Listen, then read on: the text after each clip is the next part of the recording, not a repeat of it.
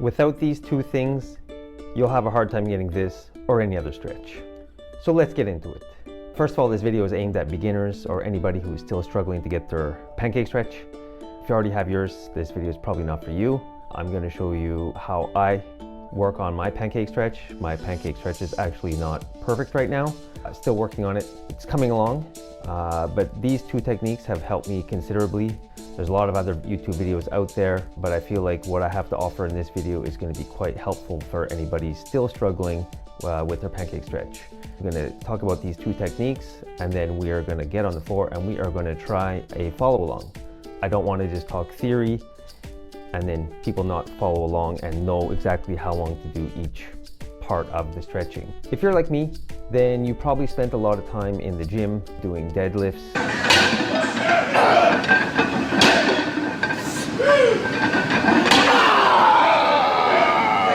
leg curls, and lots of other things that have shortened the hamstrings. So unless you were some sort of monstrous freak doing your deadlifts on top of a wooden box,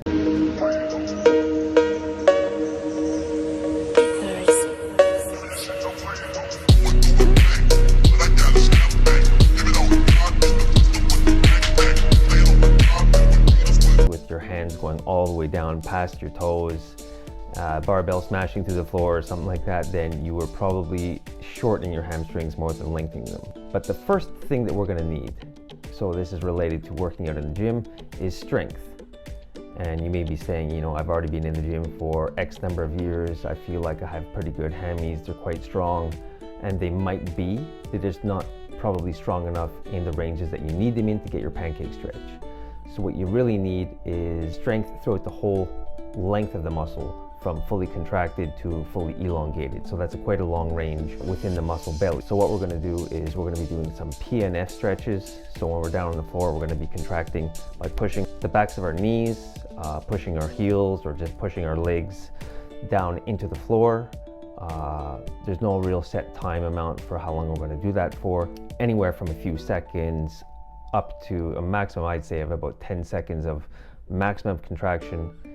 Then relax and just keep continuing to do that, and that will be a pretty intense stretch on the back of the legs. I feel it in the back of my knees actually. Some people might feel it in the hip, hamstrings of course. We'll do that in a minute here. So the first element, as I said, is strength. The second thing that we're going to need is, I call it coaxing, because literally what we're doing is our brain is trying to tell our muscles, hey, it's okay, we're going to relax. I know you've been shortened. I know the nervous system is basically telling the muscle, tighten, protect the knee or protect the muscles, and the nervous system is basically saying, contract, contract, contract. So we have to fight that. And it takes time, it takes patience. It can't be done overnight, but with proper training, I think a lot of it's mental. Coaxing, that's what I call it. So we're coaxing the muscle into a relaxed state. So these are the two things, two sides of the same coin, as it were.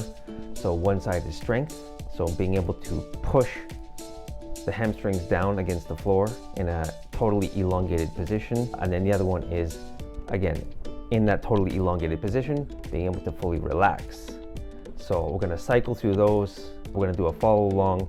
At the end of the video, I'm gonna wrap everything up with a little bit on programming. So how intense should you go, how often you should do it, and how programming looks, at least how I do it. So let's get ready. We'll get on the floor. Let's go. For this stretch, I like to break it into 5 different sections or 5 different parts. The first part being, I call friction. So let's do this together. It's going to be rubbing the tendons and the muscles, warming them up. Part 2 is going to be using a massage ball or a foam roller and rolling out the fascia. Part 3 is going to be movement-based stuff, so we're going to be doing some leg circles, just some toe touching and that type of thing. Part 4 I call adjusting to the floor, so we're going to get down on the floor, adjust into position, relax a little bit, and then the last part, part 5, is the actual stretching where we incorporate the 2 techniques that I mentioned earlier. So let's get started. So I like to just rub up and down around the tendons. I'll let you see here. So I just rub in, like you can see, like my hamstrings are really wiry.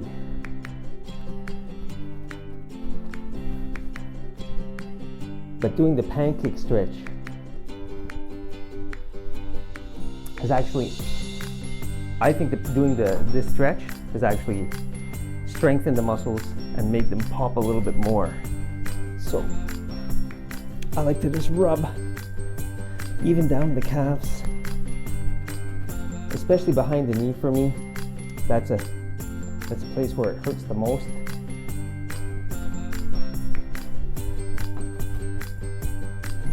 And then I even go deep into where the attachment is on the hips. So it's up in there.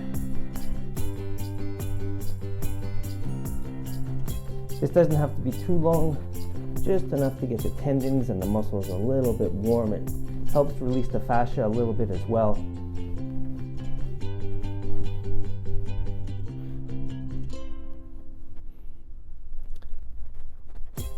For me, up in this area near the ischial tuberosity is pretty tight as well.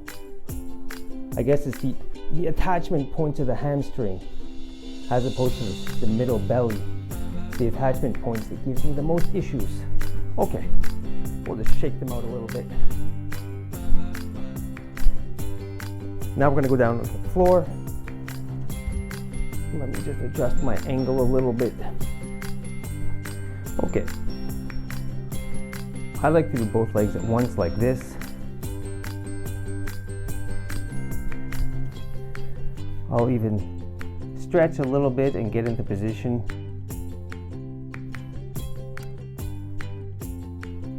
Where it's pushing on, again, those attachment sites.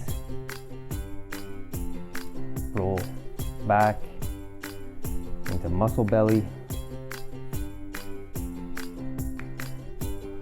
If you feel it's more effective, rather, to do one leg at a time, you can do that. Personally, I just like to do both legs at once. I can kind of shift my weight side to side. That feels pretty good. This foam roll is actually a little bit soft for me. So if you have a pretty hard one, that might actually be pretty painful. This one is not that painful for me. We can give the massage ball a shot and see how that feels.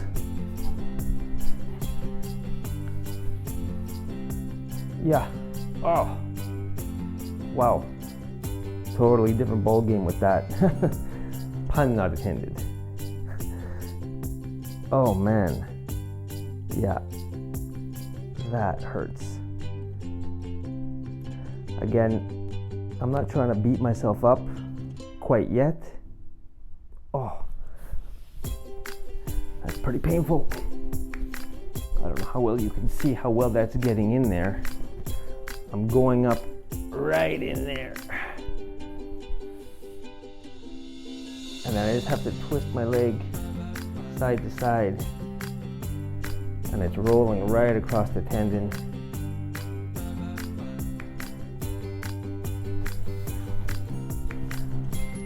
Muscle belly feels fine.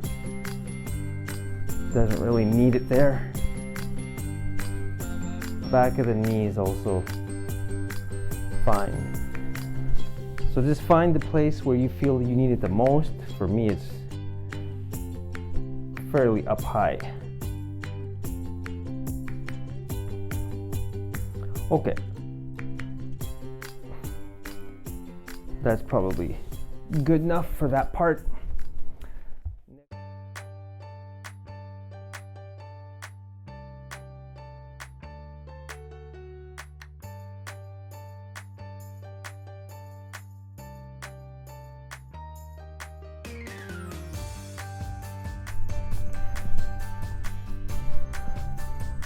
So depending on the day, whatever feels good.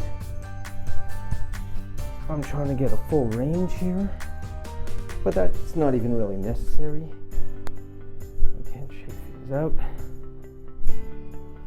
I like to warm with calves too, so I'll do some calf raises a little bit. Because the calves cross the knee joint, I feel like they're also involved in the pancake stretch. I don't normally do one leg at a time. Let's do some kicks. A kick to the front. If you've got space, you can kick back at the same time. I usually hold onto a wall. And I'm trying to keep my leg fairly straight. And I'm also trying not to move my upper body too much. I didn't even count those. But you should be able to notice if one side feels tighter than the other.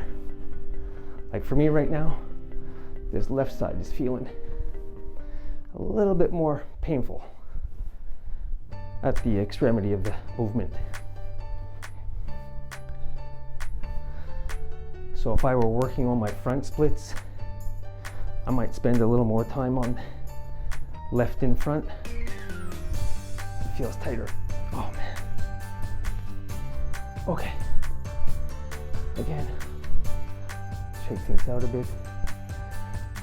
Now, basically a stiff-legged deadlift. So just going down.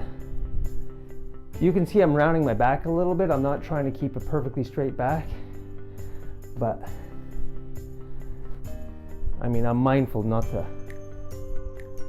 pop my discs, but basically I'm trying to do a deadlift type movement on the hamstring.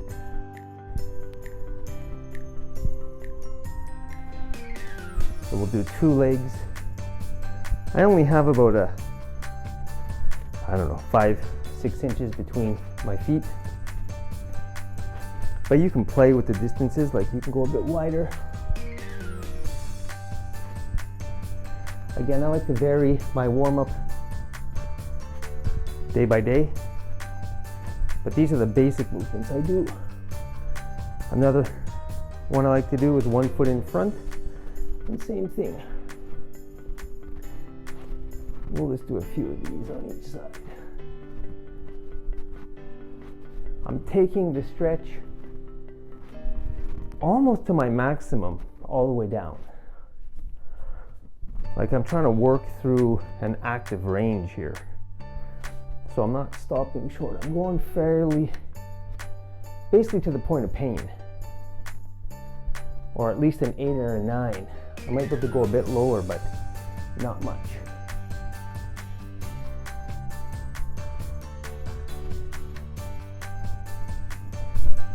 Sometimes I'll do these kind of hip circles. I don't find these to be as helpful for me personally, but I still do them a little bit. You might find that these really help you, since the pancake involves the hips a lot. And I'll do a few going internally. So I'm breaking a bit of a sweat with this warm-up. It's not exactly the goal, but certainly not a bad thing. Okay, next step I call adjusting to the floor. This is your first contact with the floor and basically your first attempt at the actual stretch. So this is going to be your worst attempt. Oh, there we go, a little bit of popping. Okay. If you need, you can prop your butt up on something. I used to have a foam mat that I stuck under my butt. But for me right now, this is like an 8 or a 9 out of 10. But as we go through the stretching, you'll see I'll get much further down. Right now I'm feeling it in the backs of the knees. And this is enough for right now. So I'll keep my back straight. Haven't started any PNF. Haven't really started that coaxing or anything yet. So this is what I call adjusting to the floor. You're just allowing the body to come down and getting ready for what's going to come next. So I'll hang out here. I might rotate my femurs in the hip socket a little bit. I do ankle circles as well, so rotating the feet and doing like ballerina toe points and what do you call it, toe flexes back and forth. And as you can see, I'm nowhere near a pancake. I'm stuck at 90 degrees right now. Let's take a rest. That was good enough. Okay, when I rest, I usually just roll onto my back. And I'll kick my butt like this.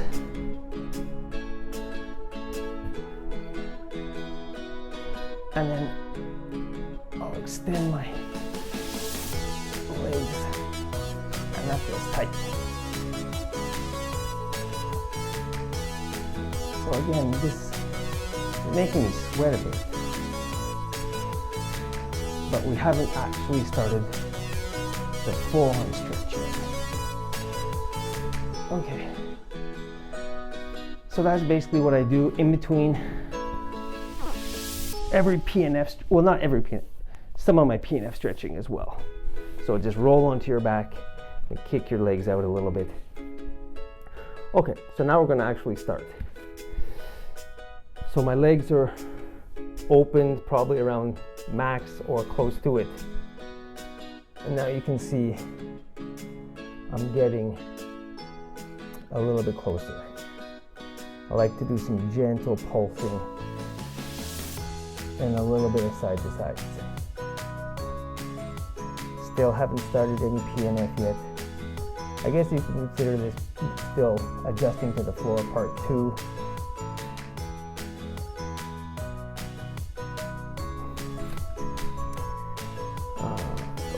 Sometimes, yeah, I'll actually bend my knees, put some space behind my knees here.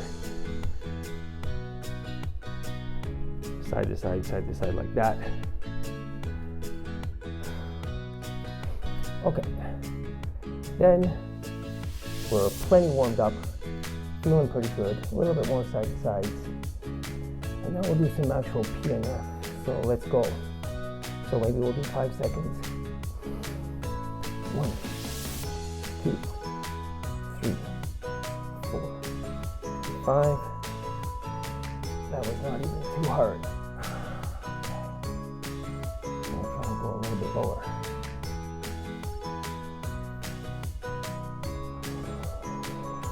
So that was the strength aspect.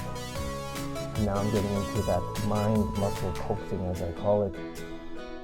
So just trying to tell my muscles, hey, it's all right.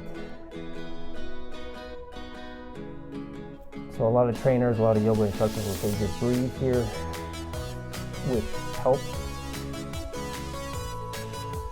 because focusing on the breath makes you relax. When it comes to my hands, I like to go up onto my fingertips. I'm not sure if you can see that, if you see the picture or not right now. Let me back a little bit. Actually, that's a good, let's break here for a minute. I gotta adjust. Okay. So we'll just take a break. We'll kick the legs out again.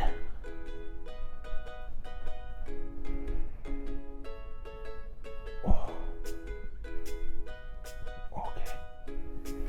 So that's the type of stuff I'd like to do in between rounds. Putting my hands in the back here also relieves a little bit of that tendon tension.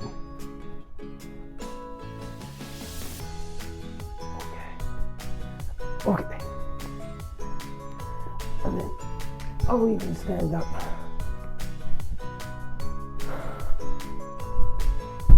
in between, just kind of readjust. Allow the blood to flow a little bit more smoothly. Do a little bit more rubbing. And then we'll come back down. We'll do a little bit more PNF. So yeah, like I was saying, I usually go onto my fingertips like that and then crawl them forward. Hopefully you can see me. I'll come off the mat a little bit like that. Okay. So we're doing, so you can see my back is not perfectly straight, which is not a huge concern right now. Like I'm not, really, ideally that's what we want to do, is have like a really straight back. But, while we're progressing, while we're trying to improve, a little bit of curve in the back once in a while, for me I think is fine. As long as you don't feel like pinching when you're curving the back. Okay, another round of PNF. So let's try to go for 7 seconds here. So I'm going to drive my heels down. 1, 2, 3, 4, 5, 6, 7. And while I'm pushing down, I'm actually actively trying to rotate the hips out at the same time. I'm pushing down with the heels.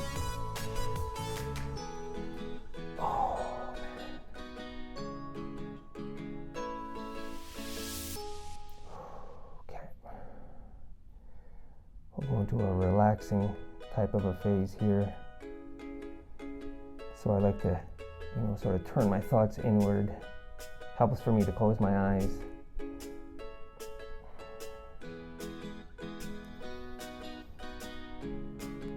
Breathing can help. For most people it helps.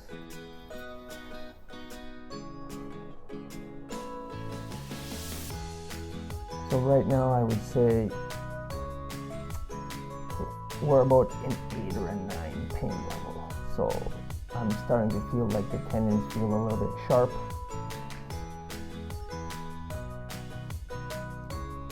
But I'm going to hang here for a little bit longer. After this I might stand up, or I might just sort of roll out.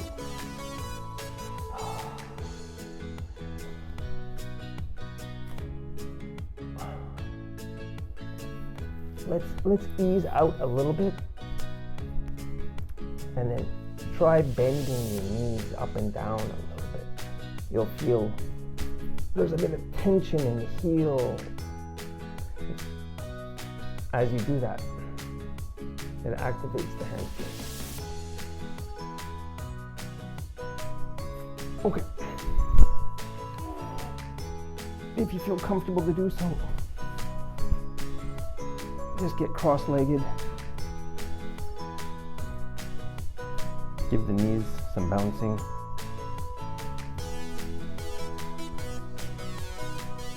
And we're just going to keep doing this. So I go into the stretch, out of the stretch. I combine the PNF with the coaxing, back and forth. It's hard. Yes, there's pain, but I'm not like really giving it. Not yet at least. At the end of this session, if I want to take it to my max and just push all out level 10, then that means I might not be stretching for a day or two afterwards. At least not hard. We'll see. So let's see how another round feels. We'll just keep repeating this process. So each time I'm pressing with my hands, I'm opening the pancake wider, which is one technique. Some people say that opening the legs wider actually takes some of the stress off the hamstrings and puts it more on the adductors. So you can change your leg angle to adjust how you do your pancake. So some people might actually do their pancake a bit closer like this, which is going to be a lot more hamstring.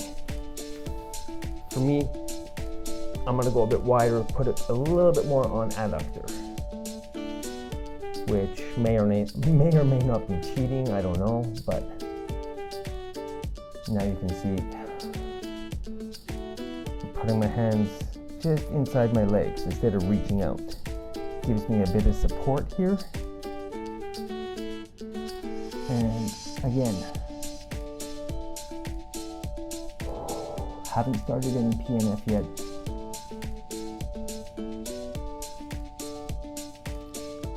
Just doing the relaxation.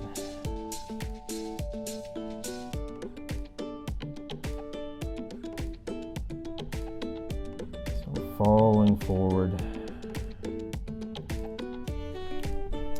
I can put my elbows down, flex the toes up, bend the knees, inch the legs open a bit more, and then I can reach a bit more. Relax the ankles. You might actually want to try pointing the toes to see how that feels. You know, ballerina style. Some people find that helps them get deeper. So I haven't done any PNF this round yet. Getting much lower than previous, or when we first started anyway, right? So things are working. And this is just a process. You know, it takes time. We're trying to change the length of the muscle. We're trying to stretch the fascia, stretch the tendons. Okay, so I'm rolling my femurs out, trying to keep my toes pointed up. If they don't point up, not a big deal. They point in a little bit, but the goal is to roll them open, point the toes up. That's the goal. May not always look like that though. Okay, so let's try and do another round of PNF.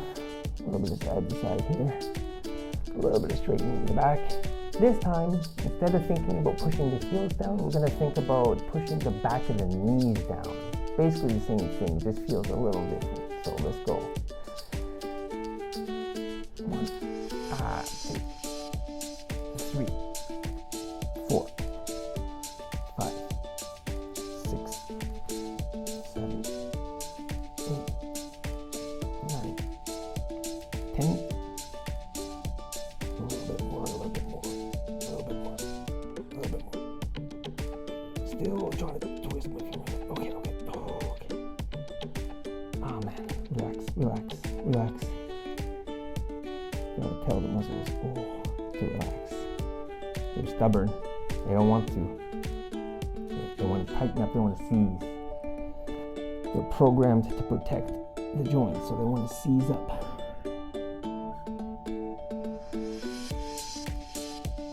Okay, now we're just relaxing here a little bit deeper. If I wanted to, I could probably touch my head down, but I would bend my back. Probably a little too much. That's fine. Process takes time. You know, I could try to rush it a little bit. I could reach my fingers forward.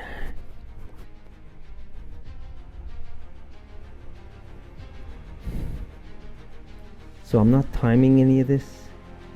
You could time it if you wanted to. I prefer not to time them. It makes things a little bit too, what should I say, confined or restricted, or sometimes I set my timer for too long and it forces me to push things past my limit, and I end up sort of stretching it too much, and I get hurt. So if I wanted to, I could hold this for maybe 3 minutes, but maybe 3 minutes is not a wise thing to do. So I prefer to play things by ear. So it's feeling okay like this at this level. Right now it's probably like, again, we're still hovering around that 8 or 9 out of 10 training level. But it's okay. I feel fine like that. Okay, let's come out of it. Give it a bit of a twist to the back. When I come out, I like to grab my tendons, pull like that. The muscles, tendons, everything is pretty tight and sore. Oh, that helps a lot. Just to get out of position.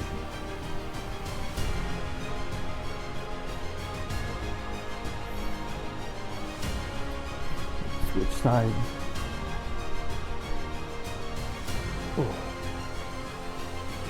My butterfly is not that good, so my knees are pretty high. But, you know, way better than when I first started stretching and doing yoga. I used to have my knees like up like this and I couldn't get them down. It takes time. If you're not there, you'll get there. You know, it takes a lot of patience. It takes the right kind of training. But hopefully this video is helping you out so far. So we're developing strength in the hamstrings and we're teaching the muscles to relax. So again, I'm just gonna give them a little bit of a squeezy, a little bit of help here with the blood flow. Maybe we'll do one more round. See how good this feels. Again, you pull yourself wider.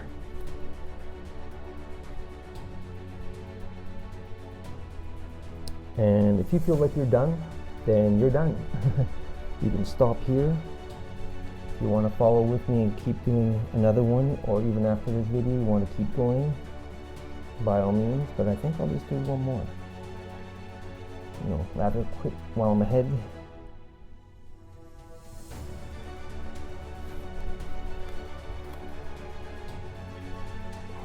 A little bit more side to side. So every time I go side to side, it feels like 9 out of 10. I'm sort of pushing that boundary, or pushing my limits. I'm hovering right at that borderline of pain and improvement. I'm just hovering around that zone.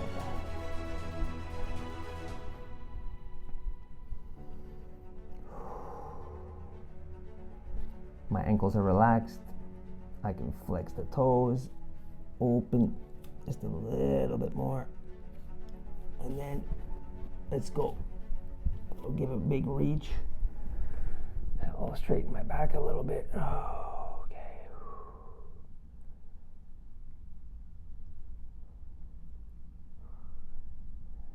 Still relaxing.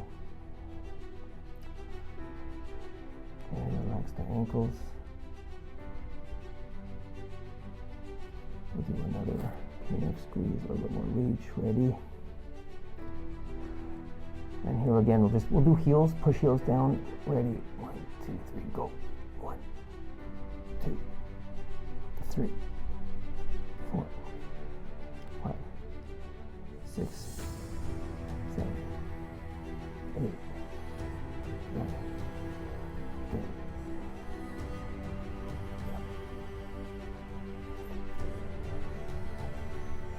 Ooh. Wow. Ooh.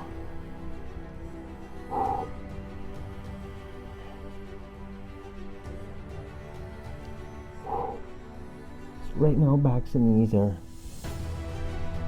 sore, tight. Oh my God. And limit pretty much here. So feeling a lot in the groin area, like those adductor tendons are fighting for their life right now. Go up under the fingertips. That allows me to pull a little bit. Pull a little bit. Pull.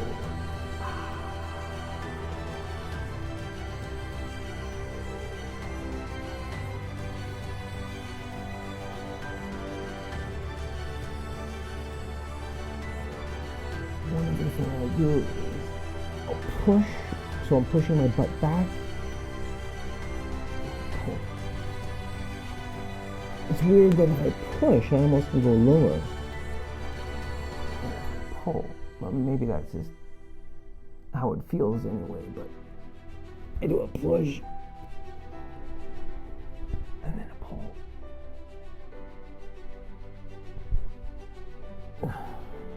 Push.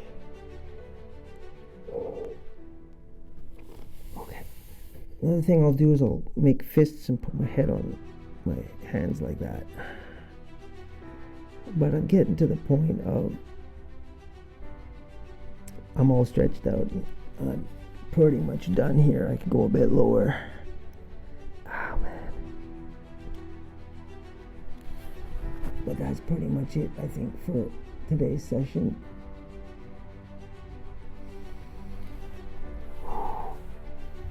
So, hopefully that was a good one for you. Huge thanks for following along. Let's go. Come out of this slowly, carefully.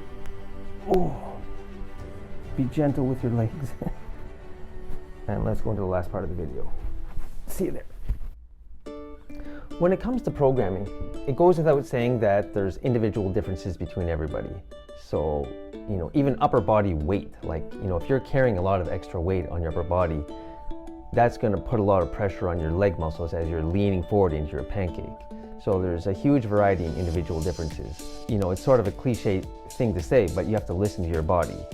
So one thing that I would not do is say that you're going to stretch every single day and just go at the same intensity every single day. Or another thing that I would advise against is say, I'm going to stretch on Mondays, Wednesdays, and Fridays. Or, have some sort of rigid schedule is not what I would recommend. Instead, what I would do is do the most that you can while not pushing through too much pain. I mean, you don't want to baby yourself, but you also don't want to push yourself so hard that, your hamstrings are just killing you. When I do my PNF, I'm pushing pretty damn hard. So it could be anywhere from like an 8 out of 10, and I might get up to a 9 out of 10 or even a 10 out of 10 at times, but you can't do that every single day, every single workout. I mean, these are very taxing on the muscles. When I first started doing my pancake stretch, I would do PNF for maybe a few days in a row, and then I had to take literally, I swear I took 5 days of just no stretching. I could barely even, straighten my knees. They were so sore. My hammies were so sore. So there is a period of time where you may have to take some days off from stretching. That doesn't mean you should avoid all movement. So some body weight squats or body weight lunges or just anything to get blood flow into the area if you're feeling really sore or things are really painful. That's what I would advise to do. Stay away from any kind of rigid schedule. So let's say you do PNF on Monday, you go really, really hard. Tuesday, you can still do PNF, but you might dial it back, 7 out of 10 in your PNF contractions. Then Wednesday, you're thinking, I'm super sore. Then maybe don't do any PNF on Wednesday and just do some light passive stretching. Then Thursday, you're still feeling sore, everything's tender, you might have to take a day off. Friday off, maybe Saturday off. Still again, keeping blood flow going, doing some body weight movements, maybe hitting the gym, but you don't want to aggravate the hamstrings too much and the tendons. That's, the tendons don't get a lot of blood flow, so it takes them a much longer to heal, from these micro traumas from stretching. So that's what I would say about programming is don't have a fixed schedule, do as much as you can, and if you can do daily, that's optimal.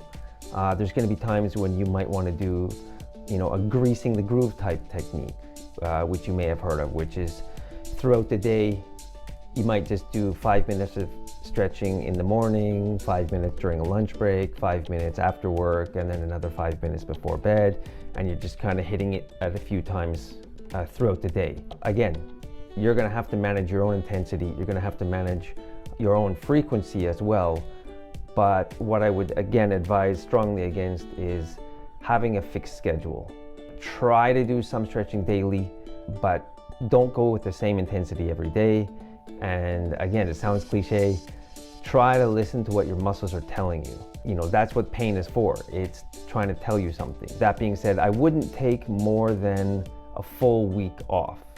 If after 6 days or 7 days, you're still feeling really, really sore in the hamstrings, I think it's time to get back down on the floor and start doing some gentle passive, maybe some light PNF. But if you let it go more than a week, I think you're going to start regressing. So at most, I would say take a week off. So that's it. We finished the workout. We finished the video. So thanks for watching. Subscribe for more info. And if you have any comments, please leave them down below. Look forward to seeing you in the next one. Bye for now.